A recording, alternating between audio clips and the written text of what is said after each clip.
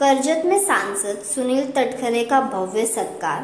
कई नेता एनसीपी अजीत पवार जुट में शामिल। आप देख रहे हैं उमंग न्यूज। हर खबर पर नजर हमारी, नजरिया आपका। महाराष्ट्र के रायगढ़ जिले के कर्जत में एनसीपी अजीत पवार जुट की ओर से सांसद सुनील तटखरे का भव्य सत्कार समारोह आयोजित किया गया। यह सम्मान उन्हें भारत भूषण विश्व पुरस्कार मिलने पर दिया गया। इस मौके पर विभिन्न दलों के नेताओं और कार्यकर्ताओं ने एनसीपी में प्रवेश किया। कार्यक्रम में कार्यकारी अध्यक्ष प्रफुल्ल पाटिल, मंत्री अदिति तटखरे, विधायक धनंजय मुंडे, प्रदेश अध्यक्ष रूपाली चाकणकर और अन्य वरिष्ठ नेता मौजूद रहे।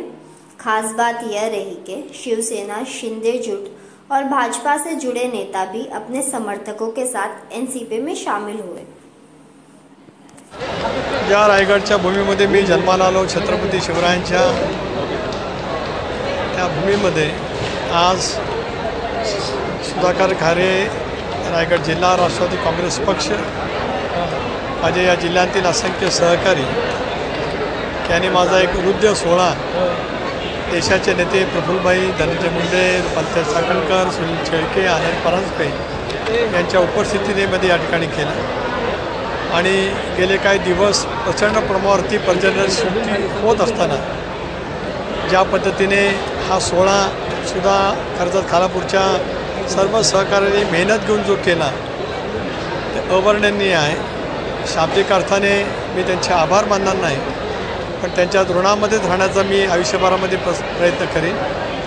गेल्या 41 वर्षामध्ये अनेक वेळेला वेगवेगळ्या कारणांनी सन्मानित होण्याची संधी मिळाली, पण आजचा हा सोहळा तमाम रायगडकरांच्या वतीने, कर्जत खालापूरकरांच्या पुढाकाराने, सुधाकर घरांच्या पुढाकाराने जो या ठिकाणी झाला हा खचितच अभूतपूर्व माझ्या जीवनामधला नक्कीच त्या ठिकाणी आहे। या सत्कारामुळे मी भारावून गेलो आहेच, पण वयाची 70 गाठल्याच्या नंतरसुद्धा देशात, राज्यात, जिल्ह्यात समाजोपयोगी मी कामं करावी, माझ्या हातून लोकांची सेवा याच पद्धतीने प्रखरतेने व्हावी, याच अंतःकरणापासूनच्या शुभेच्छा या सत्काराच्या पाठीमागे हजारोंच्या संख्येने उपस्थित राहून जनतेने या ठिकाणी दिल्या।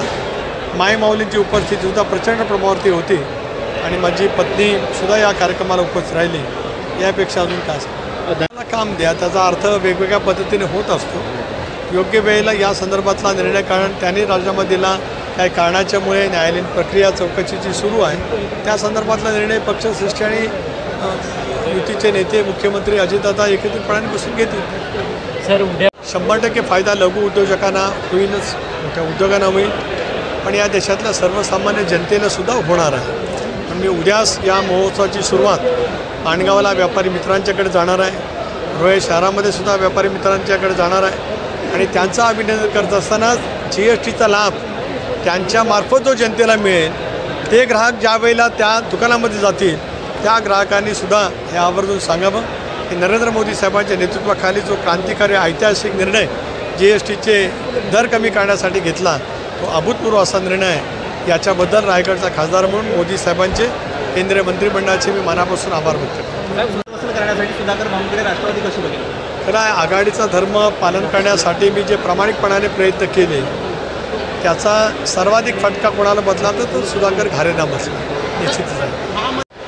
पुन्हा एकदा त्याच जोमाने, त्याच ताकदीने त्यांनी प्रवाहामध्ये काम करण्याची जी राजकीय इच्छाशक्ती दाखवली आणि कर्जत खालापूरच्या कार्यकर्त्यांनी आणि जनतेने जे त्यांच्या पाठीमागे शक्ती उभी केली ही निश्चितच महत्त्वाची आहे। त्यामुळे राष्ट्रवादी काँग्रेस पक्षाने, विशेष करून राष्ट्रीय अध्यक्ष अजितदादा, कार्याध्यक्ष प्रफुल्लभाई, मी स्वतः प्रदेशाध्यक्ष, आम्ही त्यांच्या कार्याची योग्य ते नोंद घेतलेली आहे आणि भवितव्याच्या कालावधीमध्ये ज्यावेळेला पक्षाच्या माध्यमातून, महायुतीच्या माध्यमातून चांगल्या पदावरती काम करण्याची संधी देण्याचा योग येईल, तो लवकरात लवकर यावा, त्यांना ती संधी दिली जाईल।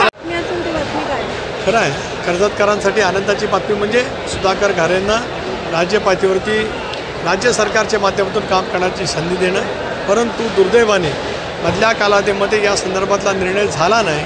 ती निर्णयाची प्रक्रिया झाली असती तर आपल्याला ते पाहायला मिळालं असतं। आणि महायुतीची समन्वय समिती आणि राज्याचे नेते म्हणून मुख्यमंत्री म्हणून देवेंद्रजी, राष्ट्रवादीचे नेते म्हणून अजितदादा, शिवसेनेचे नेते म्हणून उपमुख्यमंत्री एकनाथराव शिंदे एकत्रितपणाने बसून घेतले। इच्छाशक्ती किती प्रबळ असं या प्रत्येकाचा व्यक्तिगत भाग आहे. मी या विषयावरती मी सतत बोलत आलो की हा निर्णय माननीय मुख्यमंत्री देवेंद्रजी, उपमुख्यमंत्री एकनाथराव, उपमुख्यमंत्री अजितदादा यांनी रायगडच्या हिताच्या दृष्टीतून लवकरात लवकर घ्यावं. रायगड कोणाच्या किरकोळ वक्तव्याची दखल घेत नाही. मी राज्यपातळीवरती देशपातळीवरती काम करतो. त्याला उत्तर द्यायला बाकीची माणसं सज्ज आहे. सर, बुलढाण्यामध्ये प्रत्येकाची मतं असतील, त्याच्याबद्दल काय आज काय घाई नाही. बघू आता पुढे काय काय होते ते.